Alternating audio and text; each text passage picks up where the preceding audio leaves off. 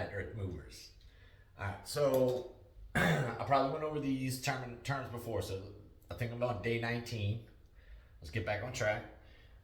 So the next three, right, day 19, 20, and 21 are going to go over the three phases of movement through the foot, and I'm going to use some terminology that I'll be referring back to while we're doing the exercises. So just so you understand what I'm saying when I'm trying to explain these things while we're out, in the field, let's call it.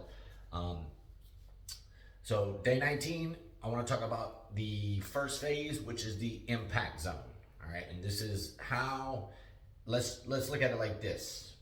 When we're walking, we're dancing with nature, right? We're moving forward. We're dancing with Mother Nature. If she wants to be waltzing, we don't want to be doing steps for the tango, right? So there's a specific way we're designed to move, right? To dance with Mother Nature, right?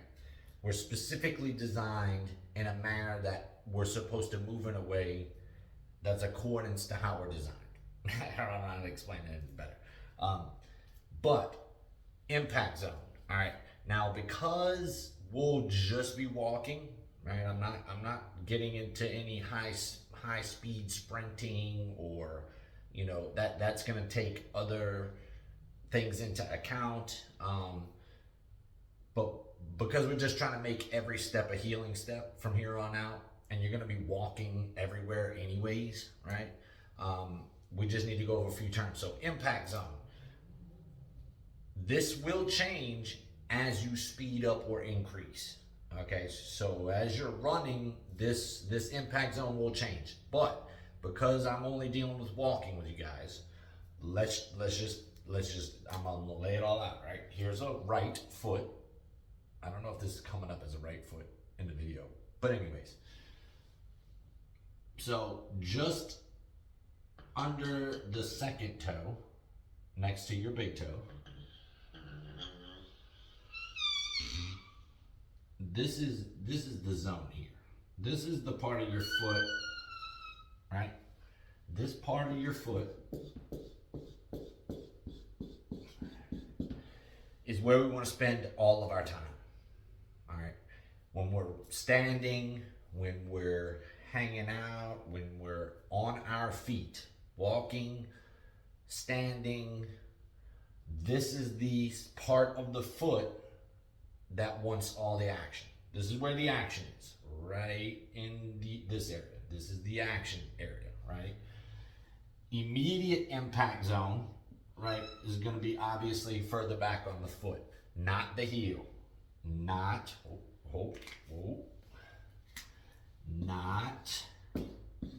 the heel, right? Which sounds crazy.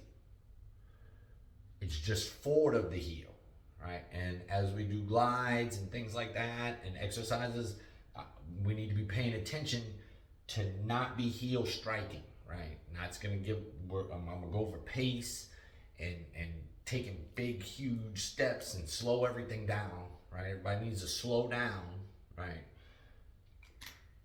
Stop walking so fast or leave earlier or whatever. But that's neither here nor there. So this is the immediate impact zone, right? Just forward of the heel, right? Just forward of the heel outside, right? And then we're gonna get a natural roll of weight up to the toe areas, right? This is the areas of the foot. These are the areas of the foot that have all the work. It's all the work right here. This is the working part of the foot. The fatty, cushy part of your foot, right? So your impact zone is going to be just forward, right? Just forward of your heel. And it's going to be a natural roll up to this area, which will be in the next video. But a natural roll up the outside edge of the foot, right? Naturally rolling. So it's easy here. Let me use a sheet of this. So we're gonna, from here, this area, right? Up to this area. all right? This is the action part of the foot, right? That's where we should be getting all the action. The impact zone, obviously, as you increase in speed, is going to become higher, right? Because if you think about it, if you're moving faster, you want less of a, you want less friction.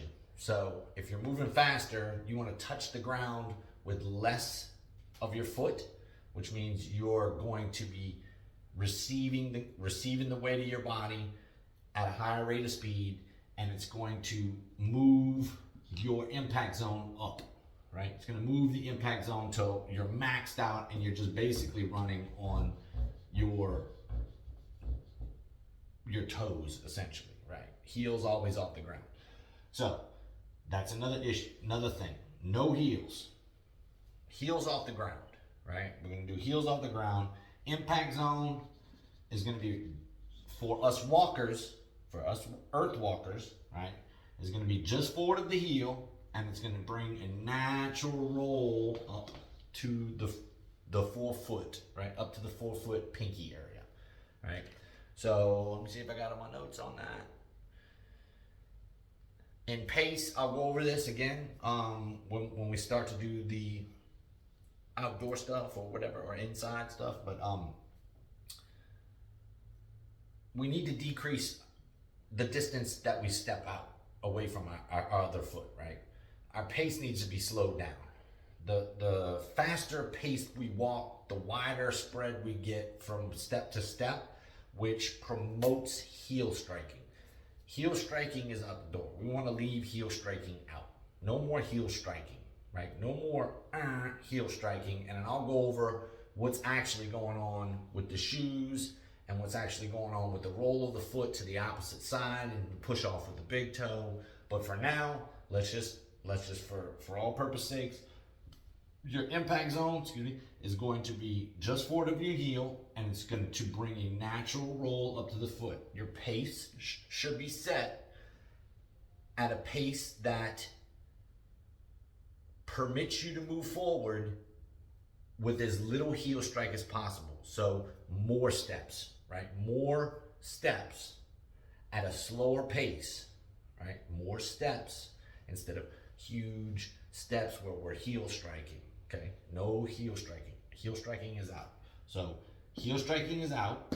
No more heel, right? Just forward the impact zone as a earth walker, and what I'll be going over is going to be from just forward of the heel and a nice roll up the outside edge of the foot, all right? So that's day 19. Nobody told you today, guys. I love you and you are beautiful.